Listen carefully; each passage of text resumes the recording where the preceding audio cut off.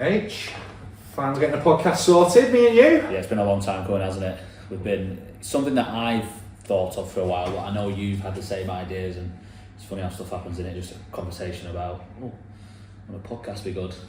That and obviously like, the thing of looking at going, because obviously we're both at Woodbank, thinking how can we do things obviously differently?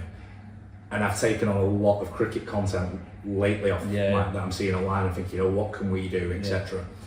And it's hard to get people on camera, it's hard to get people to talk about stuff, so it was one of them things where like when we had the chat, it was like, oh great, brilliant, it makes perfect sense. So obviously, you've been back at Woodbank this season, right? Come home in 2025.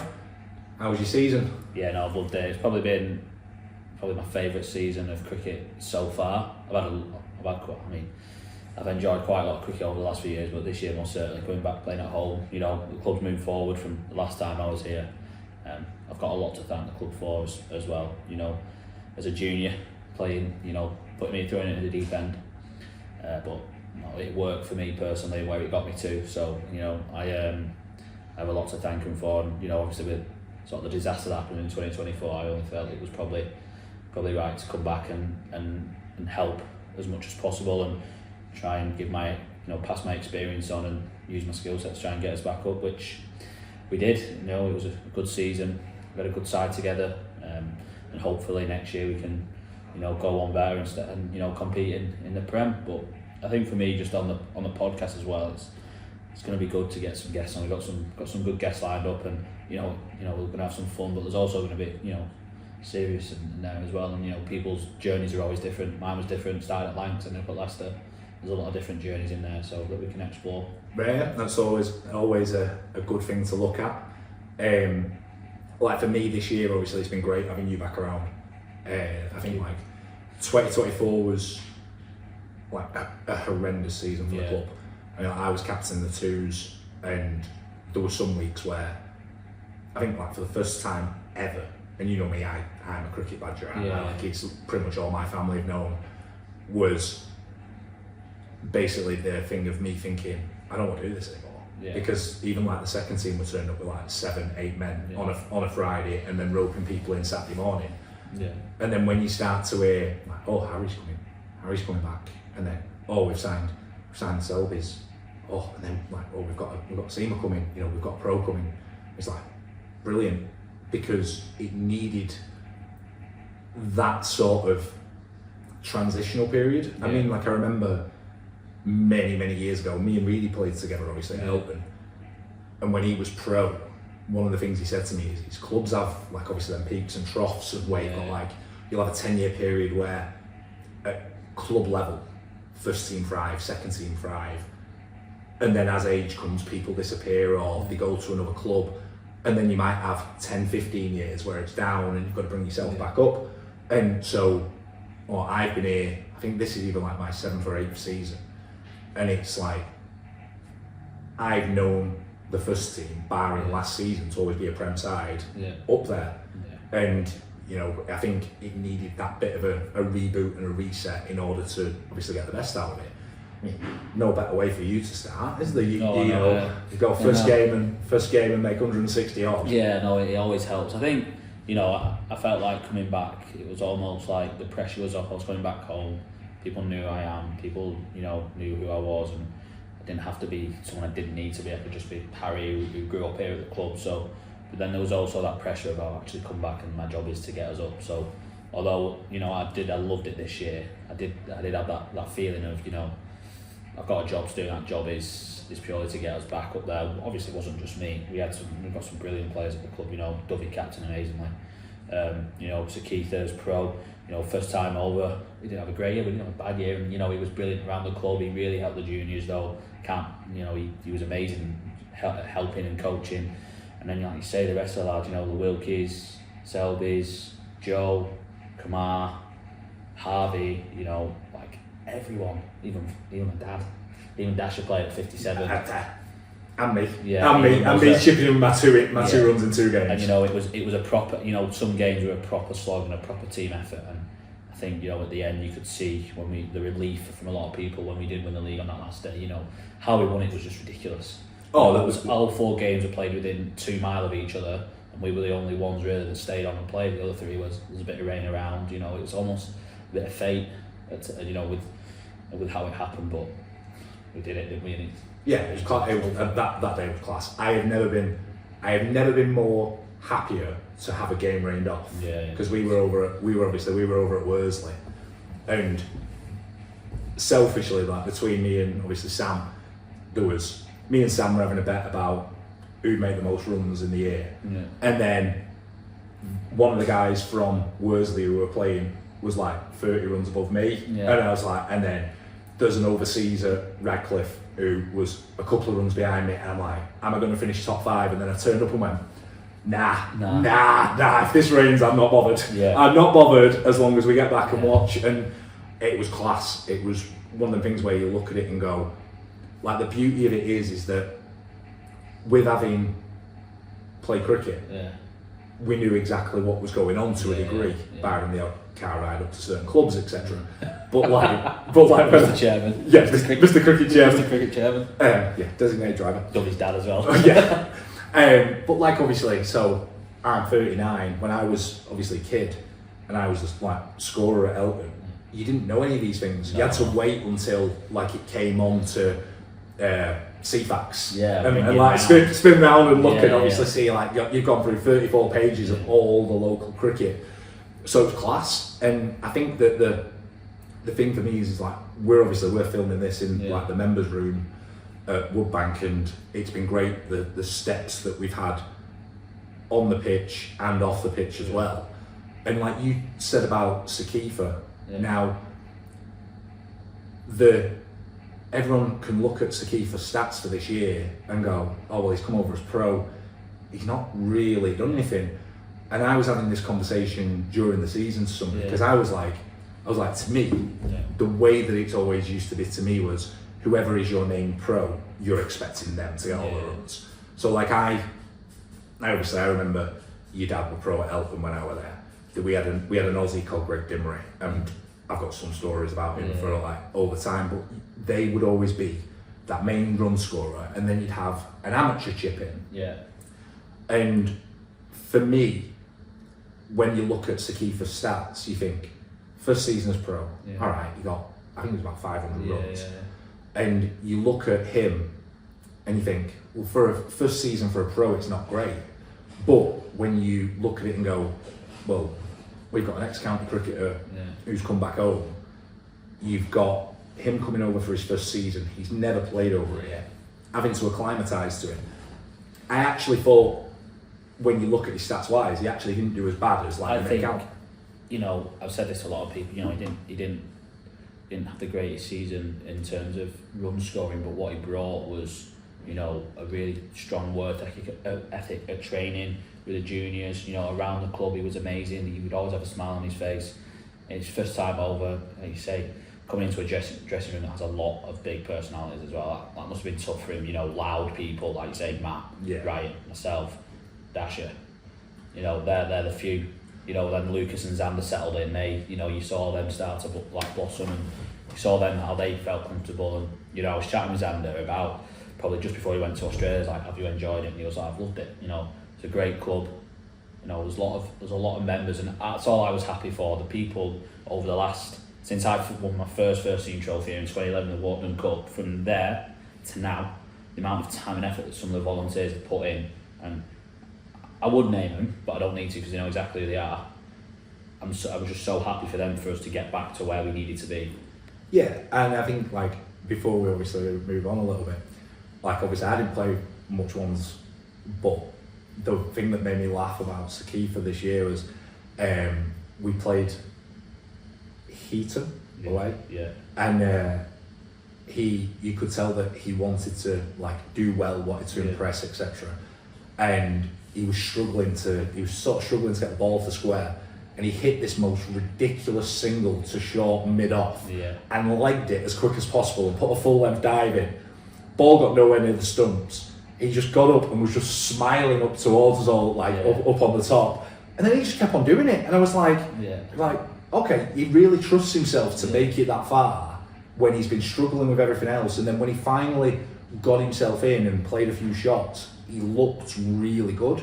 And I think that's just a thing of another season of him being over, maybe not playing GMCL Prem or Prem 1, so another league, and getting used to other wickets would probably suit him brilliantly. But I say one of the funniest things I've seen was just how far he flew across the floor on a few occasions. That was the game he turned one down off me to deep cover, and then I got bowled next ball. Yeah, it was. Yeah, and you just walking up, just looking at us all, just with glaring with an angry stare. Oh yeah, I can't blame him. No, I didn't miss a straight one, but no, it didn't help. No, but like I say, again, it was a great year for the club.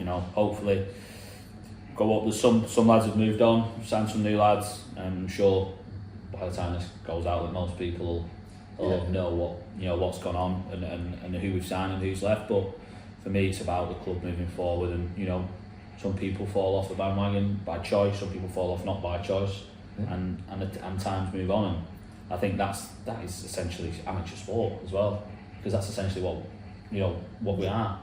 We're an amateur sports club that has a lot of amazing volunteers that put a lot of hard work and time in, and where we, like we say, we sat in the members room when I left in my last year in 2018 when I was at Leicester. Was the last year I played. This was just concrete. It had been for the 10 years before that. Yeah, and I think I was saying this when it opened, was before I come and played it, my only memory of it was being that there was a gazebo set up for somebody's birthday, and we're stood in the gazebo whilst it's basically this part's got a gazebo here and there. It was getting wet in between going to the club, and it's this is just weird. And then you see how much it's progressed, and the hard work that's gone into it. It has been incredible, and I think that winning the league, getting promoted, also getting to T20 finals day was a massive,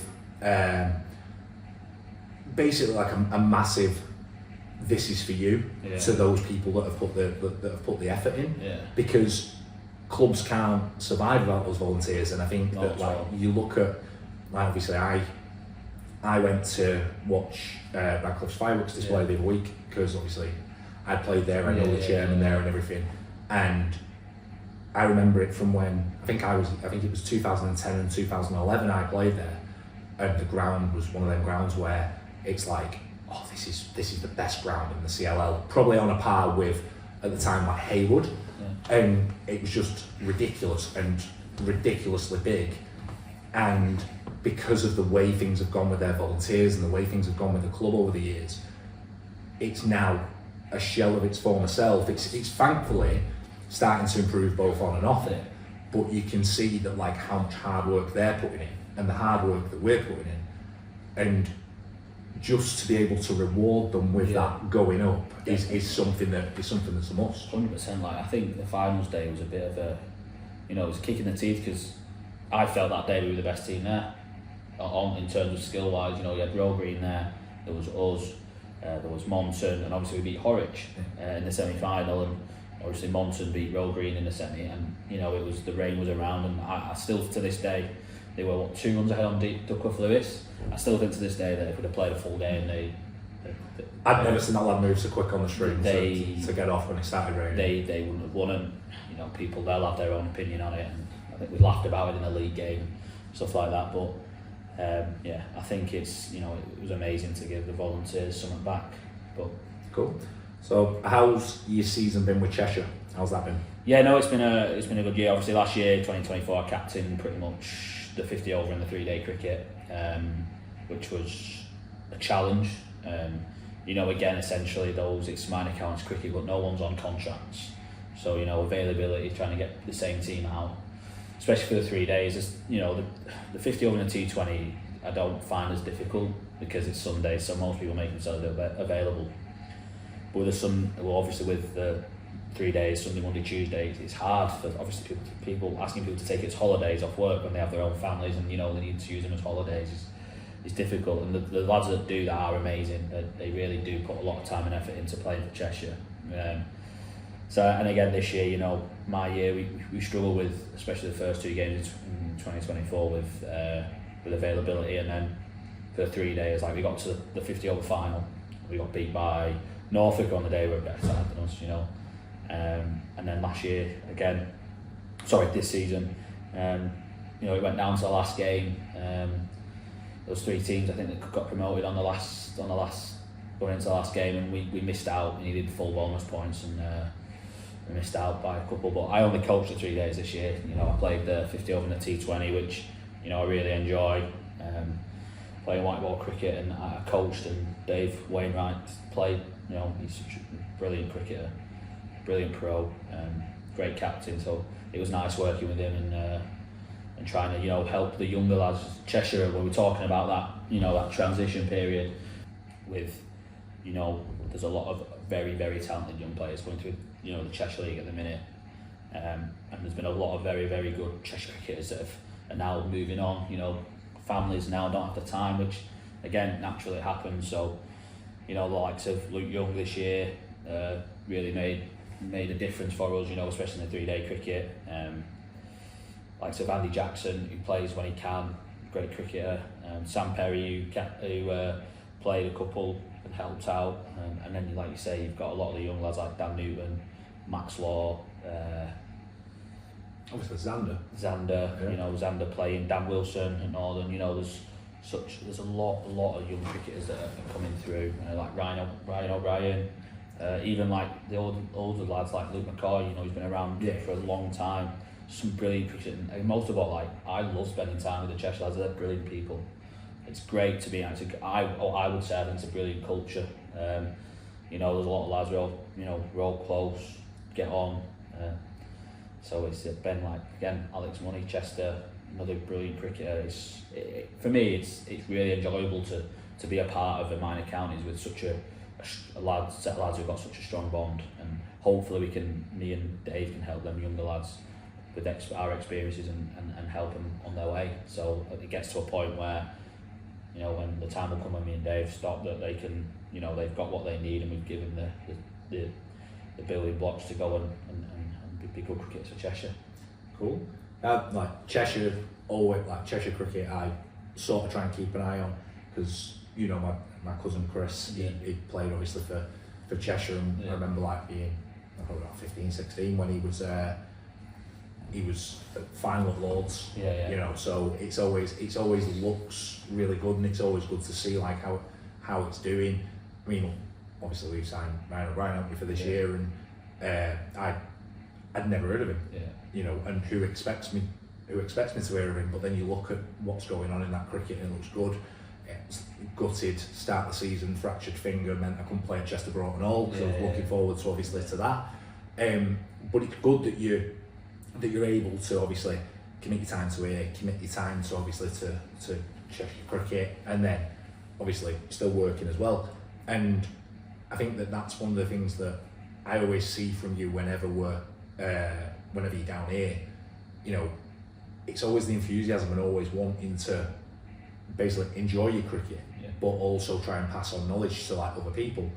And that's what I found really good about this season, is that we've had a nucleus of like at training, even being sat in here when you lot are having a beer afterwards, going, they want to talk, they want to talk cricket, they want to talk about everything to do with it, they want to explain, you know, why they did certain things.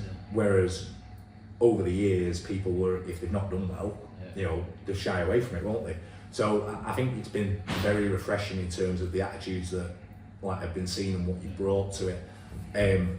But yeah, I think it's obviously interesting winter for us. And I think on that as well, when you're saying about passing on experience, I was so lucky. I played first team cricket from a young age, from being 13 onwards, right? And I had so many good people in, like I say, in my dressing room, Woodbank, my dad, Mark Stringer, John Chapman, you know, Brett Collins, like these lads who proed around the leagues and been really good cricketers. And, you know, I had the chance to bounce ideas and get knowledge from them. And it's like, it grounded me, give me, like I was saying to you, like one of the first games I played for Woodbank's first team. I turned up late from Sunday morning football. I ran in the dressing room, started getting ready. They're like, come on mate, you need to pad up, you're going out to bat, you're opening the batting. So I got padded up, got my pads on, helmet on, everything, ran out, and they all walked out to field. Like, these are just some of the things that like, and I now, from now on, I am very rarely late to any cricket or training, purely because that only had to happen once. You know, I hate when I'm late to like cricket or training. So And it's just, like I say, I was lucky that I had them type of people around who, you know, kept me honest, kept me grounded, supported me, but give me that. And I wouldn't not want to do that for the people around me now. I want to pass on those experiences because that's how you get better. Yeah, it makes me laugh that obviously you've mentioned Brett there. So I've known Brett for a number of years, and this season was the first year that I've ever batted with him. Yeah. Right. So we're playing at home to Stand, and I'd batted with him a few times, and it had not nothing major. He got out or I tossed it off, and we were only chasing about 140. Yeah. And he says, me and you, let's go out and enjoy ourselves, like he does, all that. And I looked up at the scoreboard, and he's on 30 very quickly, and I'm on 4. And I looked at it, he walked down and he went, I'm getting 100 today. Yeah. I fucking said to myself, no you're not. Yeah. Like in my head I'm going, no you're not. Yeah. And then I hit a couple of boundaries, and I walked up to him, like, fist bump for 50, partnership. Says to him, you know what, this is an absolute pleasure. I said, I used to watch you play when I was a scorer. And then walked off back, and he just and the next over he went, cheers for making me feel old. Yeah. I was like, yeah, sorry Brett. And then before he knew it, he looked up and he went, I was on 30 odd.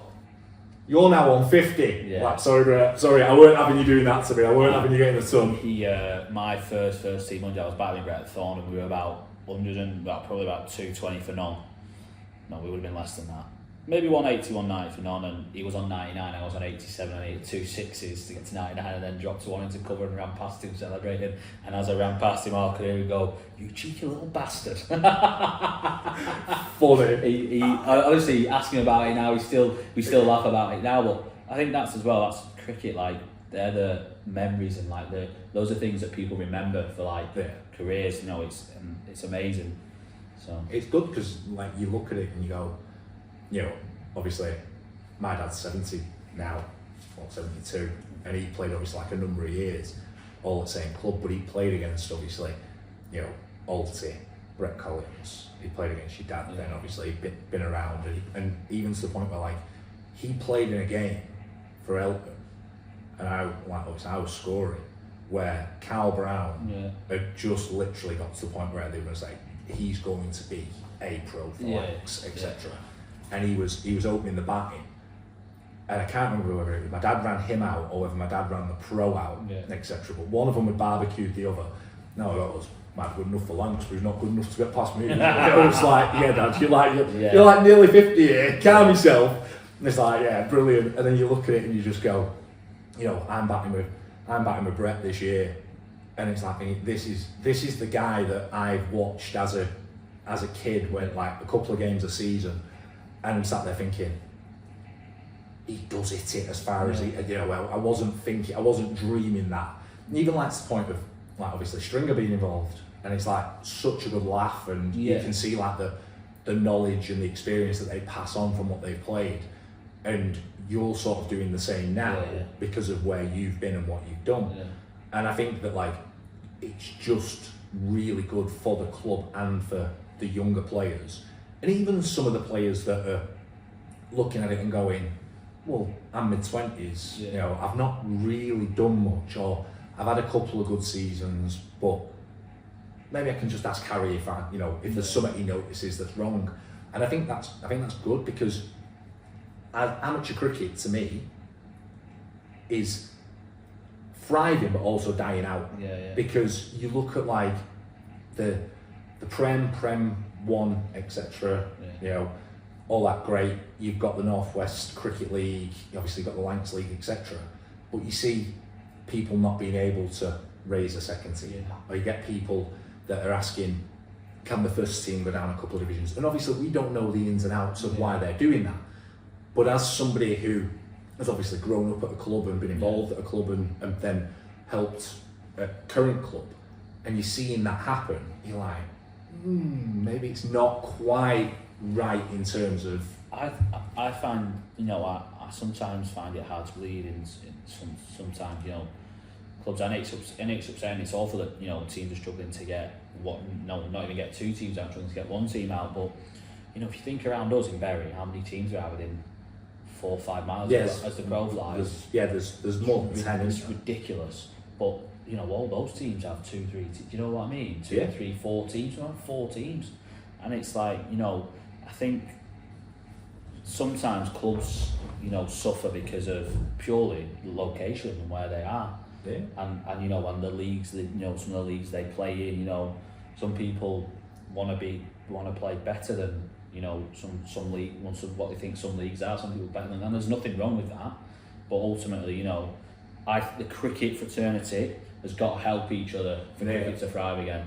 You know, obviously we turn up on a Saturday and we play games, we play each other, and you know, stuff might go on the field, but you know, you might have a pint after. But the cricket world, you know, especially local cricket, has got to help local cricket. Like, I'm in Facebook, I'm in a players looking for new clubs group. You know, I just happen to come across it, and you know, and there's people in there like touting themselves and stuff like that. And it's quite funny seeing some of the replies, like someone like 400 runs with 25 wicket wants like $5,000, and it's quite funny because there is a club somewhere that will pay that, unfortunately, because they need that player. Yeah, and it's not good. Is it good? Is it bad? I don't know, but you know, and then there's people saying that, oh well, you know, where the days gone of just one pro and a coach being paid. Well, you know, those days are gone. You know, well, cricket moves on at times. Yeah, like you look at it from a certain perspective. Obviously when growing up, it was bottom association, pro coach. Yeah. You paid 2, right? And technically your coach was paid to coach, not to play. That was just an added bonus. And you used to hear these rumblings of, well, they're paying 3, they're paying 4, they're paying 5. So it was going on in the 90s. It was going on early 2000s. It's always happened. Now, with the advent of Lancs League going to be in 2 leagues, with the GMCL being created, with the North West Cricket League, etc., it's not that we're playing amateur cricket. We'll say bye to Dag. Yeah, just bye, leaving. Dags. Bye, Dags. It's not that we're playing amateur cricket. It's technically the top few divisions. You're playing semi-pro, in theory. And it's like, you look at it and you go, do you want it to return to the days it used to be? Probably. But that's not going to happen for a long time. And I think I've had this thing, I suppose it's a bit like football and like profit and sustainability with like the PSR, right? I have no problem, right, if a club does well, they make money behind the bar, they have fundraisers, you know, it's a busy club. I have no problem, you know, if they want to spend money on players to make their team better so they play better cricket.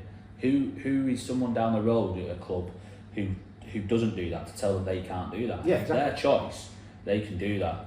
And I think, you know, and some clubs aren't as lucky. Like, again, Woodbank is lucky. We've got so many amazing volunteers who do so much for the club free, and put so much on so that the club can thrive and be one of those clubs, you know, that where we do want to play good cricket. And if you want to play good cricket, I think 95% of the time you do have to pay.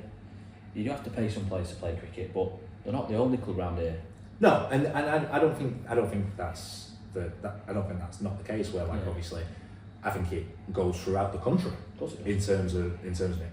But I also look at it this way, of being that you want to play cricket, you want to play against the best that's possible. If you're never, even if like taking out the fact you've obviously played county cricket, right? Somebody like Harvey, somebody like myself, somebody like Dovey, you know, and like the people at other clubs that I know want to play against the best caliber of player. Yeah. You know, I did a season in the ones for Woodbank back in 2021, I think it was, and I'm stood there in like my 2nd or 3rd game, and I'm playing against obviously Cheeks, who's played county cricket, Gaz Cross, who's played county cricket. Thankfully, 𝗙𝗹𝘁 weren't playing for him that season, you know, and I'm stood there going, I'm just a 2nd team batter, you know, and I'm looking at this going, actually, I'm facing these lads, and you know, these lads are decent. They've been a pro. They've played county cricket. That's class. But I think that there does come a point where this sort of the paying of players does lead to the detriment of clubs, because if they've not got those volunteers that work hard, that put the effort in, and some of them will work hard and they'll feel like they're not getting anything back. I think that that's where we start to see issues. I tell you who has been making me laugh on TikTok, the wicket keeping wizard right? Not seen. Oh mate, he's from Flixton, and I'll send you some stuff afterwards. But he's done like a load of videos recently, and one he did last couple of days. He's in the bath with his cricket helmet on, with his gloves and his bat, and he's singing to himself. And basically, somebody rings his mobile, he answers it, and it's somebody wanting to come and join him, like saying, "Oh yeah, I want to come and join your club," blah blah blah. Says, "Yeah, when's the next start? January. Yeah, it'd be great to see you down. All this." And then the guy goes, "Yeah, it's all £4.5 grand I'm looking for." He goes, no, just puts phone down, and he's done like a series of videos like that where it's like highlighting the point, but also taking the mick out of it at the same time. And I think that's the way that, you know, obviously people see it. Some people laugh at it, some people get upset by it. And I had a conversation a couple of weeks ago where, you know, I'm giving the old man and my uncle a lift, and they're like, cricket's gone mad, paying all these players, etc. And I was highlighting to them sort of the reasons why you have to do it, because we can't, you know, the difference in now that Premier League cricket exists, that gap between Prem cricket for a first team and second team cricket is massive. 100%. Like I mean, I played in the Prem for Edgeworth for 2 years, and it's tough. I was shocked my life. It was hard cricket. And last year, even in Prem 2, there's some brilliant sides, you know, hard cricket again, and it's only going to get tougher this year going on. But again, like on the paying of amateur cricketers, it's again, and I'll stick by this, it is purely down to the club. If they think they can afford it, they can do that. Once it becomes unsustainable, it's then down to the club to sort it out. And whether that's fundraising, you know, again, there's loads of ways to raise money for cricket clubs. Yeah, massively. You know, you think of how much we put on here at the club, you know, and what we try to do. Yeah, and you see what people are actually trying to do. And obviously I've started to notice that a lot more on socials, looking at the things that people are trying to do. I mean, like, you look at some of the clubs that are doing music festivals, brilliant, great, it's a good thing, and that can only help the cricketing economy in terms of the obviously what they make over the bar and everything, but also it can only help that standard of cricket as well. And I think that, like I say, it's thriving in a sense of that we've got very competitive cricket, but other people will not see it as that because they're not seeing that pathway for those juniors to play. But I also think that pathway has been hard for a long time for them. You look at, like, obviously young lads playing cricket, and that you see them thinking 300 runs is going to get me a gig somewhere, and that's unfortunate, because I look at it, and obviously majority of cricketing career second team cricket, and you find your level, and I think that's where the GMCL creation itself has been brilliant. I think it's been brilliant. I think the GMCL has been brilliant for, you know, for clubs being able to find their level and where they're at. And, you know, some clubs since moving, some clubs, it's happened the opposite way as well. Some clubs might have been further down and then have now gone, actually, well, we want to play better cricket, so we're going to spend more money and we're going to get better players, and look where they are now. You know, look where they could be now. But like I say, I think there's, you know, there's something wrong. Some things wrong with league cricket, but there's, at my personal view at the minute, there's a lot of things right with it. Yeah, and I think that social media has helped with it as well. 100%. Because, like, the content that people create off the back of it has been brilliant. Have you seen about the ball tampering in Australia? I've not. I did actually. I've seen an article, but I didn't read the article. Right, well, I saw a video pop up. Well, don't surprise me neither. But I saw a video pop up on TikTok earlier, and it basically new ball, couple of overs in, ball's gone to boundary, and the lads just literally picked the ball up and scraped it across the guttering. And this game's been abandoned for obviously like ball tampering very early on in like a decent grade game. You're looking and going, I wouldn't have known about that. I wouldn't be able to have a laugh and a chuckle about it, but also I wouldn't have known, you know, like about how other clubs are doing, etc. And I think it's raised the profile really well, and it's give people a platform. And it's like, you know, obviously you've played at a decent level, and you look at like what even some of those pro cricketers now, how they're using socials.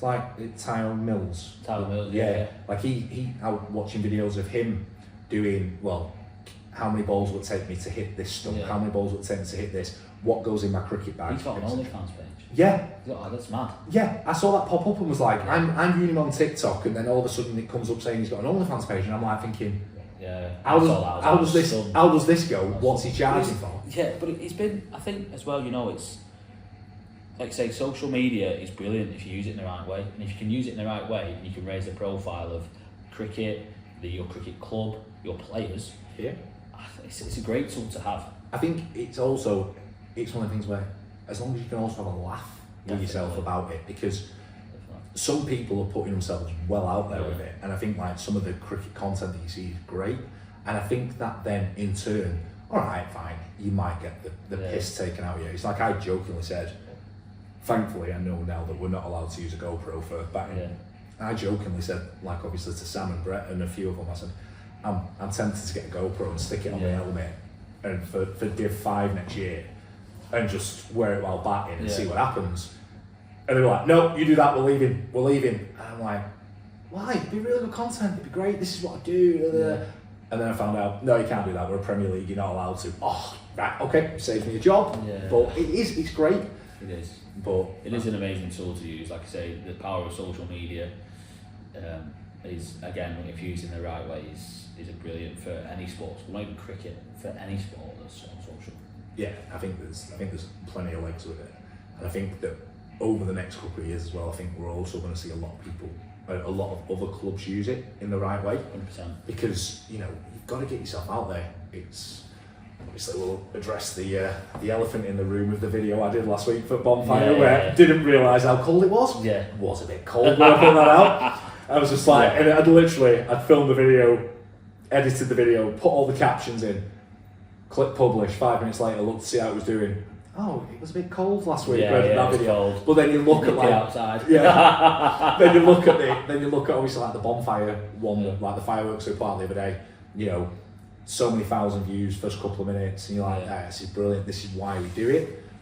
But I think that like other clubs will tap into it a bit more, and I think it's great. I think that like when you see some people, the way they've got their club set up, where you can see the overseas, the pro, or one of their players whacking it, and the sound of it, and they're based, like somewhere down south, and you look at it going, well, how to hit that far, or somebody's bowled an absolute seed, great, and I think it just bowled well for all of us. But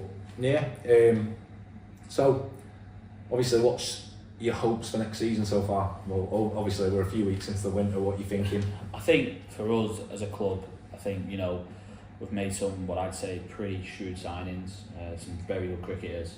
I think for us, it's competing. The aim is not obviously to go down, and it's to compete. And I think last time we were in the Prem, I don't think we did the club justice. So I think it's putting on a show for people that come and watch, and doing the club justice, and Woodbank belong in the Prem. I'm so certain about that, and it'll be tough. There's some brilliant teams, there's some proper cricket teams, and there's some brilliant players, around the league, and it won't be easy. And I think last year at halfway, we'd lost 1 in 10, I think, and I think there was a bit of complacency. We lost 3 on the bounce, didn't we, into the middle part of the season. I think it just a bit of a reality check we needed, and in that Prem anyone could beat anyone. I think that is the hard bit about it. On their day, any team can beat anyone, and it showed that. It's shown that over the last few years. Yeah, I think that's the thing that I've noticed looking at scores, like obviously, and seeing how things go, is Prem and Prem 1, or Prem 2, whatever they call it, is you're looking at it and going, anyone can beat anyone. I mean, Saddleworth. Especially at home, like some of the grounds you go to are hard to play at, and they make it hard to play at, and they know. And I'm a firm believer again in home ground advantage. If you can have an advantage to win a game of cricket, then you use it. Yeah, it's the same in any other walk of life, job, work, football, whatever. you know, you go to football grounds and the home changing rooms are always nice. And what club would make the away changing rooms nice? And you don't want them to fit. Us for a period. You wouldn't want them to do that. Do you know what I mean? Yeah. Oh no. You wouldn't want to go. I wouldn't expect to go to an away ground and be made to feel comfortable because it's, you know, sometimes sport. I want to play to win. Yeah, I always agree with you with that, with the terms of like the, you know, looking at it, the advantage of you're at home, let's make this hard work. Yeah. It's like, obviously we've had the change rooms done up. They look fantastic. Yeah. I didn't realise we were having the away change rooms up as well. I wanted them painted black and, you know, like welcome to 𝗖𝗹𝘂𝗰𝗀𝘁 written on the side. Yeah, I wanted them to just have a table and a couple of benches. Yeah, make it hard work for them. But then the one thing that the way they were sold to me was, if they see nice away change rooms, they might think, all right, okay, it's a nice place to go and play at. So I get that thinking. I don't want it to be a nice place to play at. Yeah, I don't want it to be that. I want it's never nice when we go and play elsewhere. The amount of shit I get when I'm walking out to the bar, it's never nice. Yeah, well, that's because you've obviously played county cricket and your dad's your dad. Yeah, probably, yeah. But, probably the latter as well. Yeah, it's funny. So, best, obviously, I know we'd originally said we were going to talk county cricket for the first episode, but we've obviously talked local cricket. So, obviously, in GMCL, you've played 𝗏𝗏𝘁, Edgeworth, and obviously for us. What's your memories of playing 𝗏𝗏𝘁 or playing for 𝗏𝗏𝘁? I think the 𝗏𝗏𝘁 was a very weird year for me because I was in my last year of my contract. I knew I wasn't re-signing. Probably come maybe the start of August. I sort of knew from probably the middle of May that it was going to be tough to re-sign at Leicester. You know, I played the first 3 games, thought I'd done pretty well, and then, you know, we went to the Oval. It was basically just a shootout. Whoever scored the most runs would play. Unfortunately, I still stand by. I got 2 stinkers. Never helps.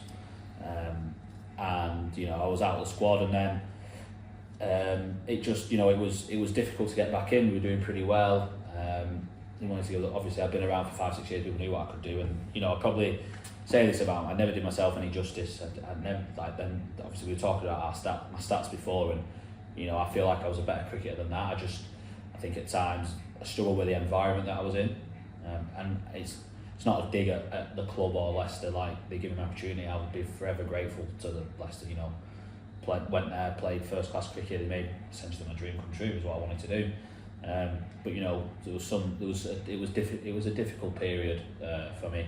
But I felt like 𝗏𝗏𝘁 was my release, so I could just go and play with the lads at 𝗏𝗏𝘁, and I had a really good year. Like, I had 700 odd runs in 15 games. Like, I had a brilliant year for him, and took a lot of wickets as well. I was bowling seamers then at that point as well. And we're not discussing your seams after me watching you running 15 overs earlier in the season. That was hard work, that. You know, and then I think, like I say, I always remember the game we were playing.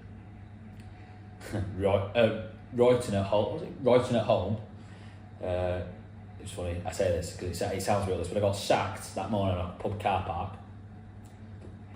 The coach did have good intentions. I won't give him his due. He came up, wanted to meet me at where we were eating. Where we were meeting, and it was supposed to be a pub that did breakfast. Anyway, we got there and it closed down about a week before, so we sat in the car park, and it was a tough conversation. But you know, it sounds off when I say that, but I'd rather him have done it like that and him come and see me than him just wait for me to go down. And the club were brilliant with it, sort of.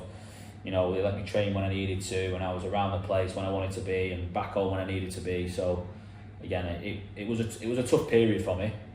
You know, it was hard losing my contract, and you know, I think people always ask me why didn't you go back into it, and why didn't you trial more? And I think, you know, I'd done it for 6-7 years, and people, if someone wanted me to go on trial, they could just look online at me. You know, everything's filmed, everything was done, you know, everything was analysed. They could have just got some videos of me, and I didn't want to waste time going. Like, I found it so hard doing it when I was an 18-year-old lad driving around the country. Like, I was driving down from Bury to Southampton on a Thursday, playing on a Friday, 50 over, and then travelling back, and then playing on a Saturday for Hyde, and then off again somewhere else. And I was travelling the country doing ridiculous miles.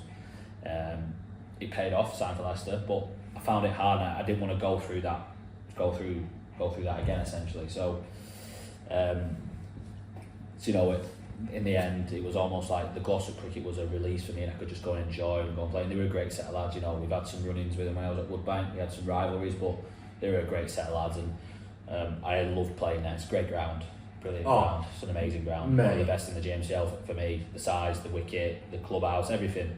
And you know, I've still got some good friends there that I speak to. I played a forward defence on there in a second team game that went for 4 because it literally just hit my bat and just went bang. Yeah. Okay, all right, fair enough. It's class. The only thing that's annoying is the train that keeps going past. If you could do without the train, you have to keep stopping. But apart from that, you know, so, like I say, it's great people there, and I loved it there. You know, the only reason sort of I left was because obviously we didn't manage to go up, and I wanted to play Prem cricket, and that's why I ended up at Edgeworth. Cool. And then I was Edgeworth. Now Edgeworth for me, great because they were in the Bolton Association, so I'd grown up playing against them. I have a laugh with like their second team lads now that obviously I've grown up playing against, and some of the older boys and all that. And I think I played like one first team game on there, and it was when Liam Watkinson was just coming into playing cricket, right, and just coming into seniors. And 𝗙𝗹𝘁, God bless him, said to me, I walked out to bat, and I think I probably only had 2 or 3 games in the ones at this point. And 𝗙𝗹𝘁 said to me, he said, right, this lad's quick. He'd not bowled the ball. He'd not bowled the ball. He went, this lad's quick. He says, a young lad, you know, so don't be nervous, just enjoy yourself. And in my head, I'm thinking, if he's quick, I'm running at him. Right. And I ran at him and hit him straight.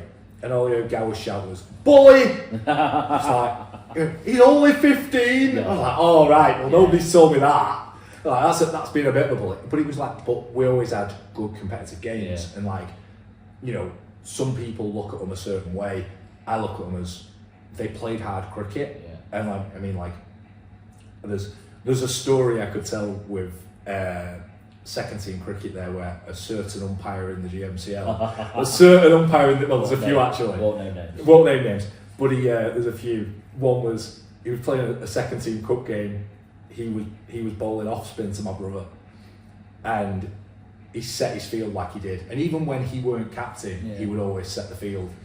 And he set his own field, and he chucked a full toss up to Dave just on middle and off, and Dave just worked it through mid on, set off running.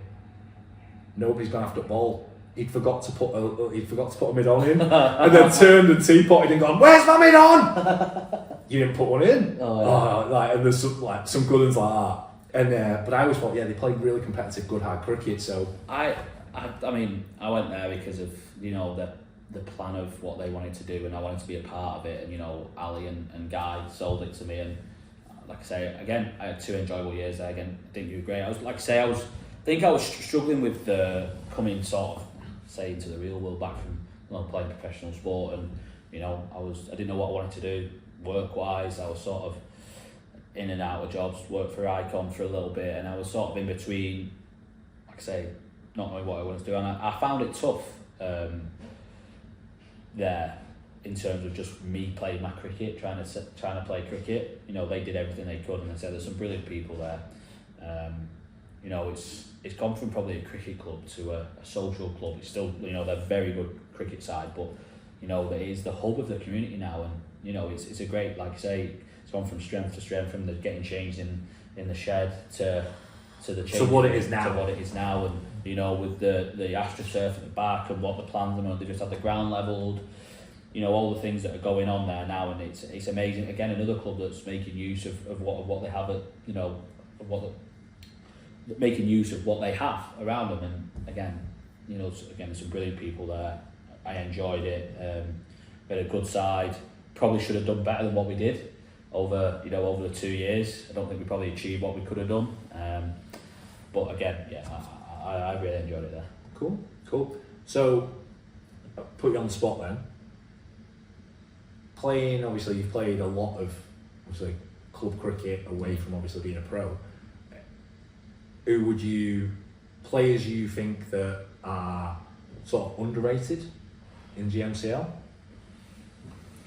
Oh, it's tough. I think obviously as a batter, I've gone for people who I've found hardest to face with the ball. You know, there was like Luke Williams, Rob Green. Oh, class. Great cricketer. But he's not underrated. Everyone knows he's a brilliant cricketer. Like, I would say he's one of the better cricketers in the league. I'm trying to jog my memory back now to a couple of years ago. I mean, I didn't have a great year. It's probably most people. Most people got me out. I'm trying to think. You know, there's been. It's hard to say. I think there's some very good cricketers. You know, and who probably aren't unnecessarily underrated. You know, but somebody like people you might think of. Well, like for example, Brad Yates. Yeah. Brilliant club cricketer, batting. You know, Joe Smith-Butler, another, you know, scores runs. Joe Smith-Butler. Churns and. So when he used to bowl. Yeah. When he used to bowl, we were on here. Yeah. And it was my first ones game, and it was it pink ball cricket? You know, we were playing in the cup, yeah. And I think we were like 15 for 5. Yeah. Right. And I think Luke had got all 5 pretty much. And I've walked out to bat, and I've just come back from obviously being Bury AFC chair. Yeah. And this didn't exist, and I'm walking out to bat getting grief off my own spectators because of the fact of that they didn't like me because of the whole Bury and AFC thing. Yeah. So I'm already walking out getting a load off my own speckies, which is great. And I'm walking out to bat as this ball's apparently wasn't going by any chance, was it? There was a few. There was a few. And I'm walking out to bat, and I'm just thinking, this ball's been hooping around corners. Everybody's like snicked to first slip, or you know, one's ended up at point, all this, and I'm just like, nervous as anything. Yeah. Joe's bowling to me. Joe's a competitive cricketer. Does not know that I am a second team batter. Yeah. And he just starts giving me a load after a play and miss at a couple. And he just went, "You're shit." I went, "I know. But I'm still going to try and hit you for 4. Yeah. And he just looked at me, and I was just like, I don't know what I'm doing. Yeah. I don't know whether I'm supposed to give it back, whether I'm not. What's the etiquette? Yeah. No. He could bowl back then. Yeah, he could bowl. He's another good cricketer like the GMCL have. George Williams, Denton West. Yeah. I played against George from being, you know, from 2011 when I played my first game, and he's as hard now as he was then to face. Yeah. You know, there's just some, like I say, there's some really good cricketers around the league, and this is a controversial view, this, and people are, if anyone's listening, if people are listening or do listen, I think the GMCL next year will be one of the most competitive leagues around the country. Yeah. Might not have the best cricketers, might not have the best grounds, but it has is it's very competitive. Like, and you know, I get asked a lot, you know, what's the difference between the Cheshire League and Liverpool Comp and the GMCL? And I think my honest view is there's no difference in the amateurs in terms of the standard of amateurs. You know, the better amateurs in the league, you're all very similar.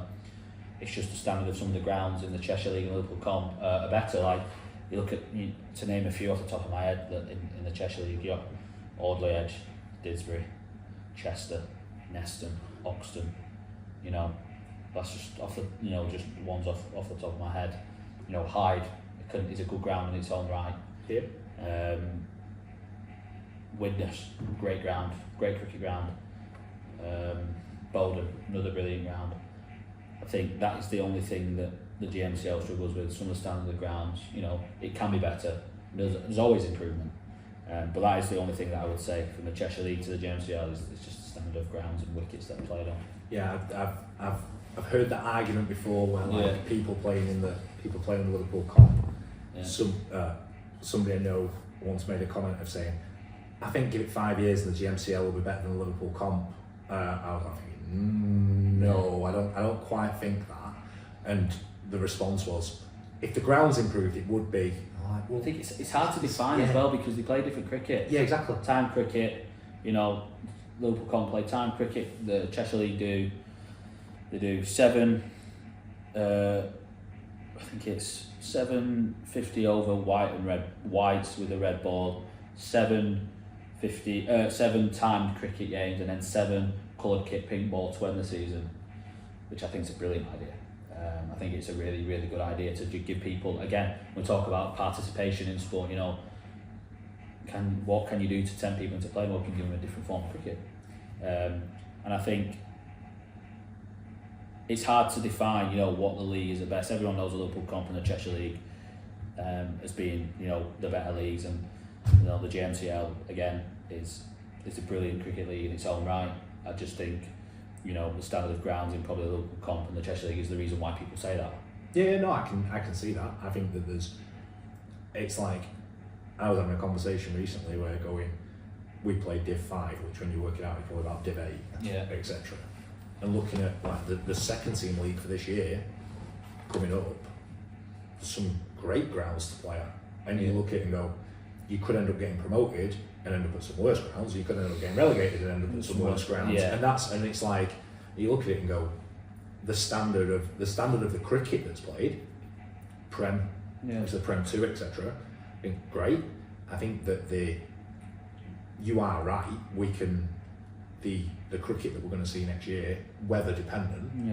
I think it'll be really competitive for in the Prem, and I think that clubs get it. Clubs don't want to go down. No. You know, especially when you look at like how hard it can be to get up into it, because there was 4 teams vying for going up. And last game of the season, 4 teams going up. Yeah. From Prem 2 to the Prem. Yeah, and that's the thing. It's anybody can beat anybody cricket. It's competitive.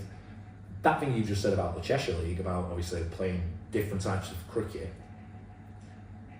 I think that idea of like the coloured kits thing, I think that's great. Yeah. I think it also gives, even if you were to do it, and obviously we play obviously all play Saturday, even down to like Div 6. I know it's an outlay for obviously clubs to have first and second team both wearing coloured kits, etc. All that, right? Because somebody will moan about me saying that.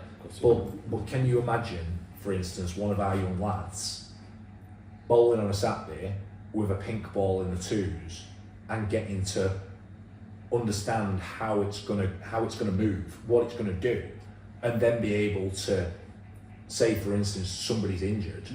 We know that he's bowled with a pink ball. I think that's you're right. I think being able to mimic, I suppose, what first team cricket and second team will make the standard of cricket better. Yeah. You know, it's like the pink ball, the 50 over cricket with the whites and the red, and the pink ball, like in that league, is 5 bowlers, 10 overs max. Obviously we play 50 over win lose, but it's 50. You can have 3 bowlers that bowl 15 or whatever the rule is. I don't actually know the rule, but again, that it might make the cricket worse in the short term. Yeah. But then ultimately down the line, you're going to have to find bowlers from the second team to play, and I think as a matter of fact, it will make your club stronger down the line, because those lads who might, maybe 10 to 15 years ago, who only ever were ever second team cricket or fringe first team players, it actually gets them involved and makes them first team cricketers because they have to play. Yeah, I get that. I think it's you're right with that. And I like I say, I enjoyed, like I say, last year I played at Hoxton, and I really enjoyed the idea of the different forms of cricket. You have to think about it as well. Yeah.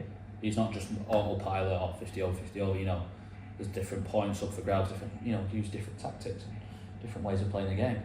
Cool. Alright.